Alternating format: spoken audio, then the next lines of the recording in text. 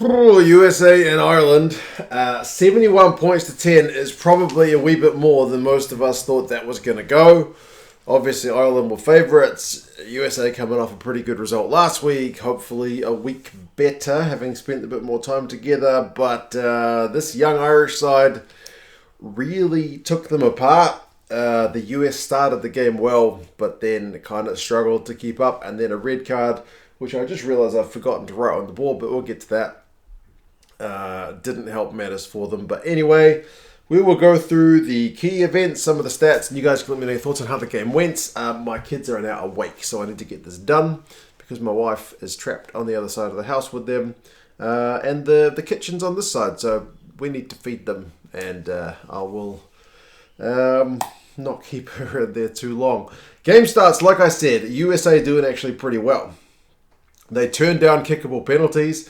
They opt for touch. The first one, they mess up the line-out. I think it was good from Caelan Doris to kind of contest it. Brave, not everybody contests a 5-metre line-out, defensive line-out, but Doris got up and stole that one. Ireland's first time in the US 22 after a Conway line break, they opted for the 3, which kind of spoke to the way the game was going. The US honestly started out of the blocks pretty fast, and Ireland were kind of having to defend. So it made sense to settle things down with a 3-pointer. 10 minutes, the US again opted for touch. That one was McCloskey not rolling away at the breakdown inside their own 22. And the USA had a line-out. It was better. They got advantage. They had a line-out again. Eventually, they went through some phases. And they won a breakdown penalty to Ireland. I think it was Doris again, actually, who was a bit of an everywhere man in this game. So that's pretty much the end of the initial US surge. I think they might have had another lineup that struggled at the US, but from the 16th minute, Mika Kruse, the left winger for the US, makes a real meal of a chance to receive a Irish kick, a clearance kick, and him fuddling the ball into touch means it's an Irish lineout. And from then on, it starts to get pretty hairy. Ireland really starts to open up on attack. They have a line-out set play. They get the ball to Balakoon in the midfield. Set play, and man, that guy looked pretty bloody good in his first appearance for Ireland. I will say that. He's got that kind of weaving run. He's faster than he looks, man. He's kind of lanky, so he doesn't look like he's running that quick. Like some guys look like they're running really fast and aren't that fast. Balakoon's the opposite. He looks like he's not running that fast, but he is remarkably quick, deceptively quick. And he just gasses everybody. So it's 10 points to 0 at that point. The US did opt for 3 on 19 minutes. They probably needed to start getting the points because they had point-gettable opportunities at that point and hadn't taken them and come away with nothing. Ireland had had kind of 2 chances and taken 2. So yeah, it made sense. 10 points to 3, it's still kind of back to a one-score game, if you can believe that, when you look at the score on this board. But then, as a flip to that, Ireland also changed their tactics. Instead of opting for 3, they decided to turn the screws on the US. They went through 10 phases, and the US defense held on about 22 minutes. And then eventually they got a penalty, went for touch, went for a maul. And who went over but Kelleher. We will see that again more than once in this game. 17 points to 3. 26 minutes. It's another maul try. This one, it's Timoney. He had to get in on the act because you can't let Kelleher get all the tries. Another guy who gets his try on debut. Maul defense is hard for Tier 2 teams generally. It's one area where you can honestly usually see a big difference between Tier 1 and Tier 2. I mean, that being said, sometimes Tier 1 teams smash other Tier 1 teams at maul. Like, it's not unheard of, for sure, but it's generally one of the big tells between Tier 1 and Tier 2 is that kind of really set piece and maul stuff is usually a big difference. And so it proved in this game. 24 points to 3. The US guys are maybe starting to look a wee bit tired as well. 29 minutes, I wrote they're running right now. Conway, and he was another guy who was just everywhere. He had a line break, a grubber, and regather. He got the ball to Kelleher. Kelleher got it to he got it to Keenan. They both start with a K. And then Keenan got it to Kelleher, who kind of unbelievably is the next guy running a support line. So he doesn't get all his tries from mauls. Like, that's a proper a proper bit of gas for a hooker. I mean, it's not, again, unheard of. Dane Coles has got wheels as well down here in New Zealand, but man, Kelleher's quick, and he is rewarded with a try, 31 points to 3. Ireland went close again before half time. That one was Conway, Kelleher, and then Doris knocking it on. Doris kind of got hit from an angle that he didn't see the tackle coming from. He was already getting tackled and kind of falling to the ground, and then he got hit from a second tackler and dislodged the ball. So that's half time. Run meters are 299 to 73. Defenders beaten 18 to 6. Clean breaks are 6 to 0. The US have missed 17 tackles. Neither side's line-out is that great. 6 from 8 for Ireland, 7 from 9 for the US, so both having a couple that went astray. Interestingly, Ireland's offload game at that point is 8 to 3. Not too worried about the 3 from the US, but generally speaking, Ireland's offload numbers aren't that high. They're not usually one of the higher offloading teams, but 8.5 is a decent amount. Second half gets started. Doris goes close again. He charges down to Haas from a box kick, but to his credit, to Haas, the halfback for America, he chases Doris down, who's steaming for the line, and manages to knock the ball out of his hands in the tackle. So bit of a get out of jail there. Good commitment from De Haas though. 3 minutes. Kelleher gets his hat trick. He beats his opposite number after peeling off the back of a maul. So all his tries were a little bit different. 38 points to 3. 48 minutes. I wrote, thankfully, Ireland's maul fails this time because they had a man in front of the ball carrier. Because at that point I was thinking about a bit of mercy for the US. Like the mauls were just too costly. But there was no mercy because on 53 minutes, Hatting, the open side, gets red carded for a high tackle on Kelleher. Again, that guy's just everywhere. I mean, this time he's not doing anything other than getting hit in the face with a shoulder. It is shoulder contact to chin. It's one of those ones where there's no malice. It's just that tackle technique where you get high up so your face is next to the other guy's face. And he gets it just ever so slightly high. Those are the kind of tackles that coaches are having to train guys not to do anymore. You need to be tackling them, around the waist so your face is next to their kind of butt, basically, to bring them to ground. The ref asked, the TMO got onto the ref's ear for that one.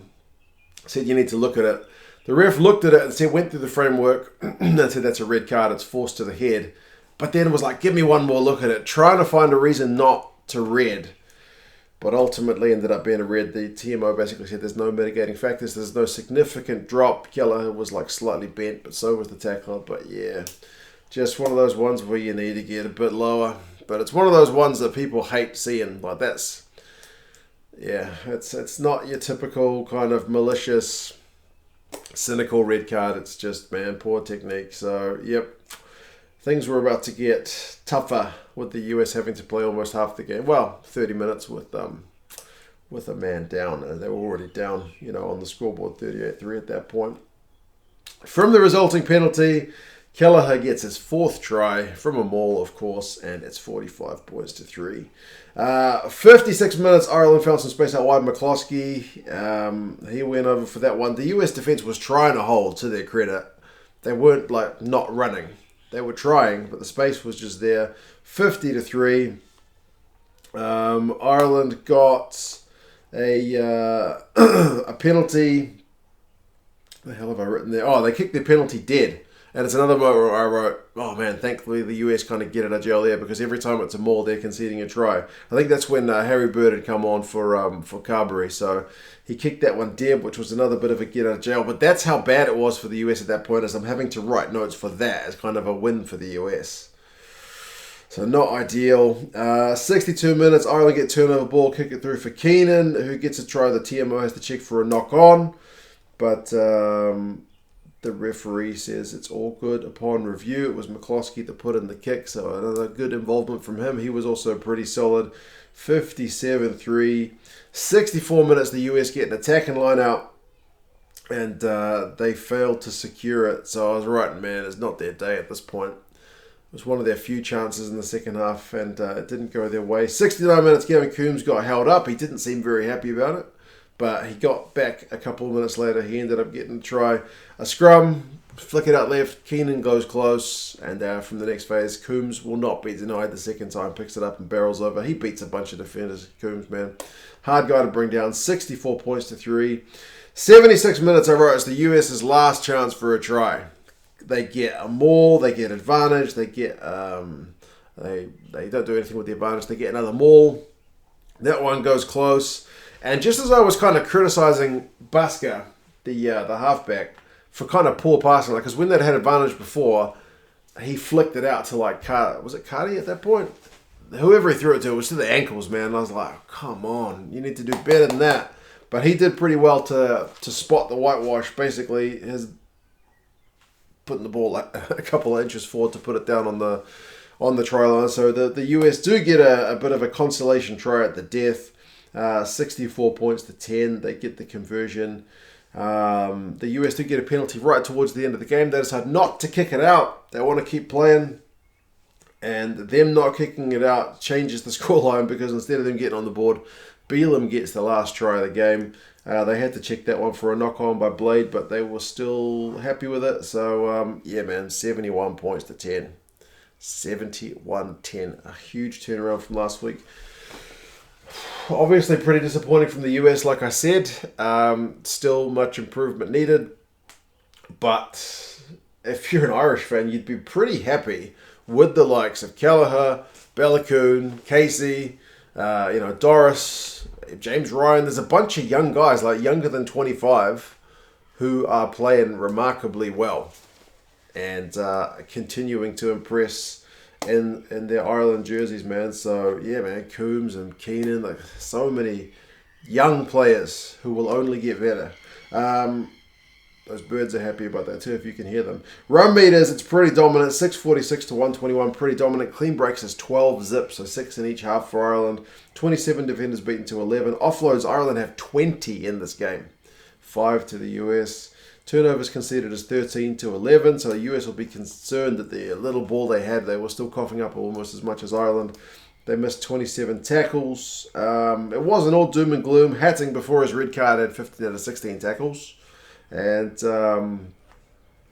unfortunately, was the right winger, Dyer, missed like 8 tackles, man. Like, he made 4, missed 8. You can't be doing that. It's kind of revolving door stuff. For Ireland, Doris has like 50 plus run meters. Coombs beats a bunch of defenders, has 10 from 10 tackles. Bellacoon has 146 run meters. 4 defenders beaten for him. James Ryan wins 8 lineouts and has a lineout steal. He was pretty dominant lineout time. The lineout did get kind of sorted out for Ireland by the end of the game. 88% it finishes. The US was at 73.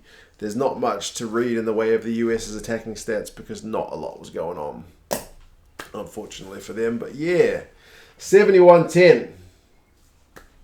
Pretty comfortable. The red card didn't help, of course, but you have to give credit to Ireland for being pretty ruthless, man. They put the US guys to the sword. So, yep, it's often the way with some of the Tier 2 teams. I wouldn't say it's time to kind of give up. They had a good game last week, and then they've got a hiding this week. They're probably a better team than that, but it just wasn't going for them. And like I said, the young Irish team was out with a point to prove, and they proved it. So, yeah. You guys let me know your thoughts. I am off to have some brekkie with the hungry children who have been remarkably quiet on the other side of that door.